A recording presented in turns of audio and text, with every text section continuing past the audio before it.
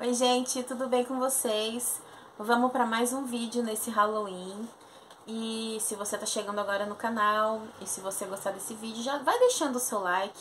Se você gostar do vídeo, comenta aqui embaixo, se inscreva no canal. Tem bastante coisas aqui. Esse canal é voltado para suspense, para terror, e muito policial. Às vezes também tem um drama, mas é bem essa pegada mesmo assim de suspense, tá bom? E eu acho que vocês iriam gostar do conteúdo. Hoje eu trouxe um conto para vocês. Geralmente nas resenhas de contos eu costumo dar spoiler final, tá? Eu conto tudinho para vocês, mas eu posso avisar também, sinalizar. Aí se vocês quiserem muito ler o livro, né, tem aí em casa, aí vocês podem parar, tá bom? O conto que eu escolhi de hoje, na verdade, foi um autor clássico, escritor de histórias de fantasmas, e eu acho que meio vira costume selecionar pelo menos um conto dele nos anos de Halloween. Vira tradição, né? Assim como Stephen King, Henry James, esse ano eu não vou falar, mas ano passado eu falei sobre ele. Tem alguns ali que se tornaram clássicos. Então eu resolvi escolher um conto dele. E eu escolhi o Mexotinto. Essa edição que eu tenho é da La Fonte, que é Histórias de Fantasmas por um Antiquário, que foi lançado em 1904. Essa edição aqui, ela tá bastante acessível, vocês encontram facilmente para comprar. Eu comprei ela na Amazon. Eu não sei dizer para vocês o valor que ela se encontra agora, mas eu paguei 20 e tantos. E a edição, para mim, tá super ok, tamanho de fonte confortável e tradução também ok, sem problemas, então eu indico pra vocês, tá bom? Vou contar aqui pra vocês os contos, porque eu acho que é importante falar. Ó, são 8. O livro de recortes do Cônego Alberic, Corações Perdidos, o Mexotinto, o Freixo, bem conhecido, super famoso, né? O número 13, eu já falei dele aqui em um desses vlogs passados. Conde Magnus, super famoso. Assobie que virei até você, também todo mundo aí que gosta do terror, que já leu M.R. James, já leu esse conto. E por último, o Tesouro do Abade Thomas. São esses os contos, para não ficar repetitivo aí pra vocês, pra quem já tem algum livro dele, né? Alguma coletânea. Muito bem, gente. Antes de mais nada, o M.R. James, ele é muito conhecido por ser um escritor, um autor muito bom sobre contos com fantasmas. Na verdade, ele sempre contou histórias de fantasmas por hobby. Ele gostava, então onde ele ia, ele contava suas histórias, né? Então, só que era por hobby. Até que os amigos, percebendo o talento dele, incentivaram. A importância do incentivo, né, gente? E aí, ele lançou, então, o Histórias de Fantasmas por um Antiquário, que foi um tremendo sucesso. E hoje, a gente vai conversar um pouquinho, então, sobre o Mexotinto. Uma coisa importante, gente, é que os contos do M.R. James, eles têm algumas características que vocês vão observar nos contos. E nesse também, conforme eu vou contando pra vocês observem. E geralmente os protagonistas dos contos dele são eruditos. O lugar que ele escolhe também é pensado, né? Geralmente são lugares históricos, universidades, que vai se passar esse conto também. Os fantasmas do M.R. James são ruins e são extremamente vingativos também, tá? E sempre também tem um objeto misterioso, ou que causa alguma coisa, ou que tem um mistério por trás dele ali e que permeia as histórias. Então essas são algumas das características que vocês vão identificar, tá? No Mexotinto, na verdade o que seria, né? Tem aqui uma notinha no rodapé, vou ler pra vocês. Mexotinto é uma técnica de gravura em que se utiliza de cobre ou aço para criar matizes de cinza sobre um fundo negro. Aqui a gente vai conhecer, na verdade é um narrador que está nos contando algo que aconteceu com um conhecido dele. né, que se chamava Denniston, e que buscava objetos para arte no Museu de Cambridge, onde ele fazia curadoria. E aí que esse objeto, antes dele ir para o museu, ele precisa ser analisado, né? O que ele é, o que ele representa,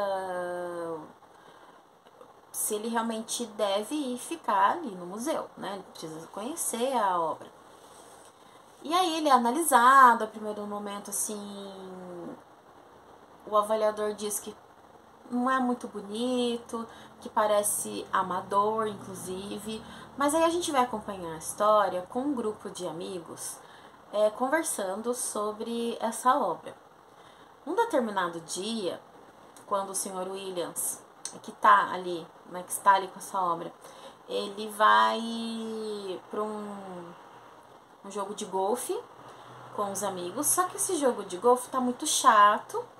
E eles começam a conversar sobre, né? Começam a olhar aquela imagem e tudo mais. E aí, de repente, eles veem uma mancha ali no... que eles não sabem dizer muito bem o que é. Mas aí eles identificam que seria uma cabeça, meio que no canto inferior ali do lado esquerdo. Só que é uma cabeça de costas para quem vê o quadro, né? Para quem vê a obra. E aí, beleza. E o William, ele começa a observar que o quadro está se modificando, né? Toda vez que ele sai, quando ele volta, e aí de repente ele começa a ficar muito assustado. Depois dessa noite depois desse dia que eles jogaram golfe, eles conversaram sobre, cada um foi embora, o William ficou sozinho. E quando de repente ele olha pro quadro, ele quase cai para trás, porque ele chega a ver uma figura que não estava ali. Eu vou ler o trechinho aqui para você. Era indubitável, totalmente impossível, sem dúvida, mas absolutamente certo. No meio do gramado, em frente à casa desconhecida, havia uma figura onde às 5 horas daquela tarde não havia nada. Estava rastejando de 4 em direção à casa coberta com uma estranha vestimenta preta e carregando uma cruz branca nas costas. E aí o homem quase infarta, né, gente? Daí ele fala que se tivesse escuro, se tivesse sem iluminação, ele tinha infartado. E aí ele chama um dos seus amigos aí que estavam, né, no dia anterior, que é o Nisbet, e pergunta para ele, olha, o que você olha para a imagem e me diz o que você acha, o que você vê. Aí ele diz assim, eu não vejo nada. Não, na verdade eu vejo sim. Essa janela aqui do lado da porta está aberta. E aí, quando o William olha, ele pega aquilo desesperado, realmente a janela está aberta e aquela figura de 4 com uma vestimenta preta e cruz não está mais lá.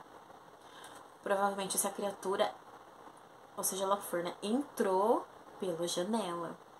E aí ele fica apavorado, né?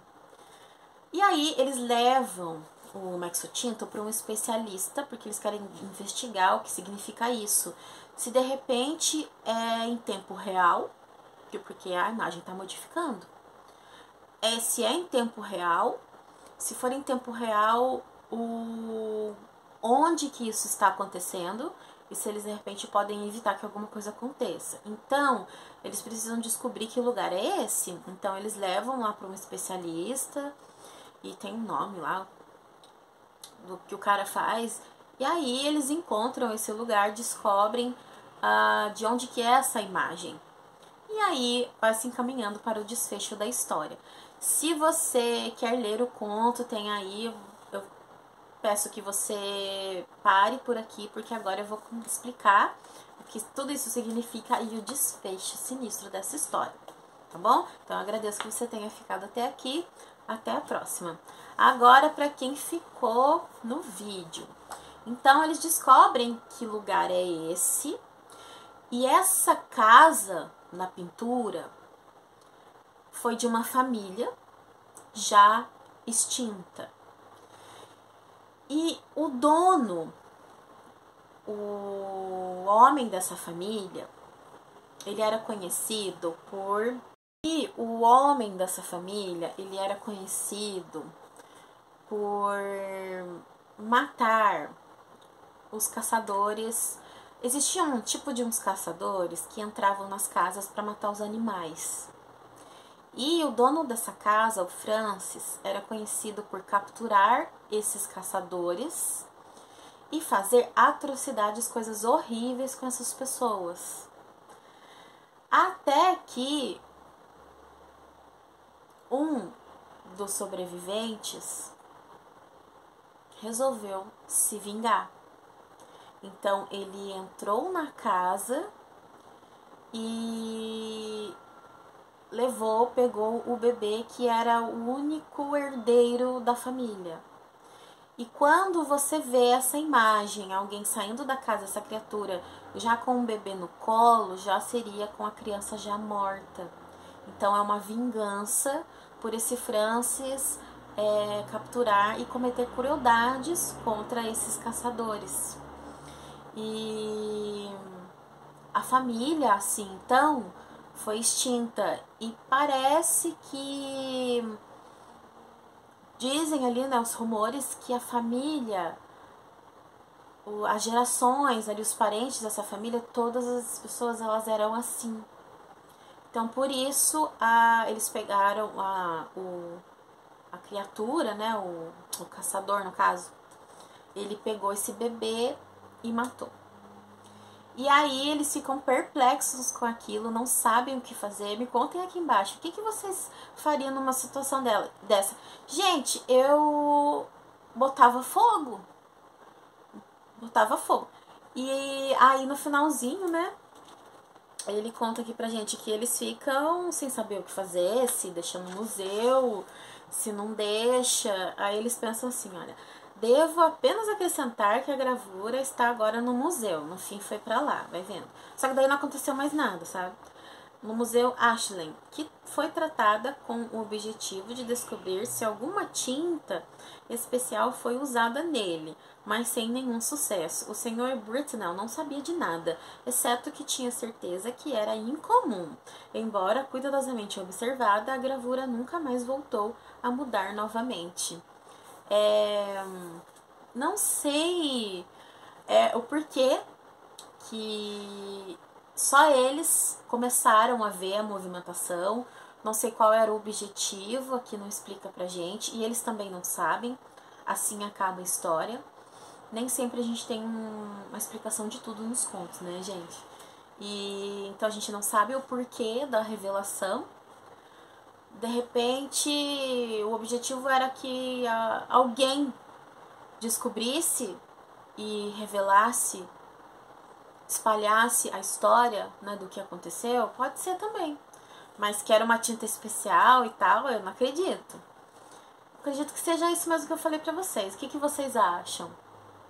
Bom, gente, esse daqui foi o conto, então, super legal, do Amy R. James, nessa coletânea.